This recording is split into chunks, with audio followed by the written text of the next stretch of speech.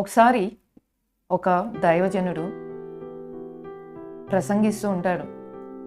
దేవుడు మీ కష్టం తెలుసు, మీరు వెళ్తున్న పరిస్థితులు అర్థం చేసుకుంటాడు, సమస్తం ఎరిగిన ప్రభు అని చెప్పినప్పుడు ప్రసంగం అయిపోయిన తర్వాత ఒక వ్యక్తి వెళ్ళి అడుగుతాడు, ఏంటండి మీకు నా కష్టం వస్తే తెలుస్తుంది, నా భార్య చనిపోయింది, నా 3 బిడ్డలు ఒంటరివారు అయిపోయారు, దేవుడు అన్ని పరిస్థితులు అర్థం చేసుకుంటాడు చూస్తాడంటే మేము ఈ పరిస్థితిలో ఉన్నాము అంటే ఆ దైవజనుడి దగ్గర జవాబు ఉండదు.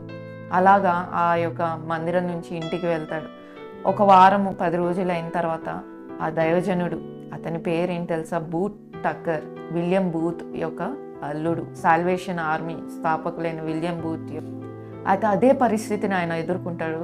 తన భార్య ఎమ్మా బూత్ చనిపోవడం జరుగుతుంది, వారి బిడ్డలు ఒంటరివారు అవుతారు.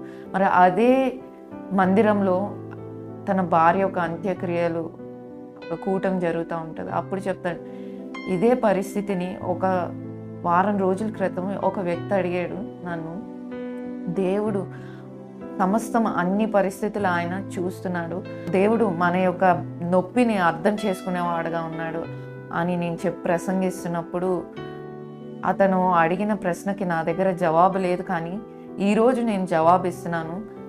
ఎవరున్నా లేకపోయినా దేవుడే నా శక్తి, నా బలము, నా ఆశ్రయము అని చెప్పడం జరుగుతుంది. చూడండి, మనము ఆ పరిస్థితి గుండా వెళ్ళినప్పుడే మనకు ఆ బాధ నొప్పి ఏంటో అర్థమవుతుంది. మరి యేసు ప్రభు వారు ఈ భూమి మీద ఉన్నప్పుడు ఆయన అనుభవించని శ్రమ ఏదీ లేదు. ఈరోజు మనకు అలాంటి మనసు ఉందా? ఏమున్నా లేకపోయినా నా ప్రభు నాకుంటే చాలు.